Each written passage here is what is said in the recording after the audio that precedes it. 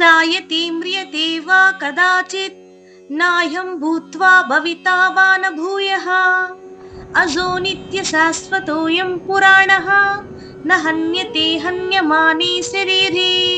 ఇప్పుడు పద అర్థం చూద్దాం రండి. న జాయతే పుట్టదు, మ్రియతే వా కదాచిత్ ఎప్పుడు చనిపోదు, న ఆయం ఈ ఆత్మ, భూత్వా పుట్టి, భవితావా మళ్ళీ ఉండదు, మళ్ళీ పుట్టదు, న భూయః మరల మరల కాదు, అజః జననం లేనివాడు, నిత్యః శాశ్వతుడు, శాశ్వతః ఎప్పటికీ మారనివాడు, అయం పురాణః ఇదే ఆది నుండి ఉన్న పురాతన స్వరూపం, నహన్యతే చంపబడదు, హన్యమానే శరీరే శరీరం నశించినప్పుడు కూడా. ఇప్పుడు తాత్పర్యం చూద్దాం రండి. ఆత్మ ఎప్పటికీ పుట్టదు, ఎప్పటికీ చనిపోదు. ఆత్మ శాశ్వతం, ఆ జన్మం పురాతనమైనది. శరీరం నశించిన ఆత్మకు ఎలాంటి హాని కూడా జరగదు. ఇప్పుడు సందర్భం చూద్దాం రండి.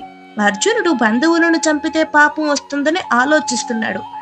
శ్రీకృష్ణుడు చెప్తున్నాడు, ఆత్మను ఎవరు చంపలేరు, నీవు చంపేది కేవలం శరీరం మాత్రమే. శాశ్వతమైనటువంటి ఆత్మ ఎప్పటికీ చనిపోదు, కాబట్టి నీ ధర్మాన్ని నిర్వర్తించు అని ఈ శ్లోకంలో మరి ఇంకొకసారి ఆత్మ జ్ఞానం గురించి విశదంగా వివరిస్తున్నాడు అర్జునుడికి. భగవద్గీత మరింత మందికి చేరువ కావాలి అంటే నా వీడియోని మీరు తప్పకుండా లైక్ చేయాలి. లైక్ చేసి మరింత మందికి చేరువయ్యేలా చేస్తారు అని కోరుకుంటున్నాను. ధన్యవాదాలు.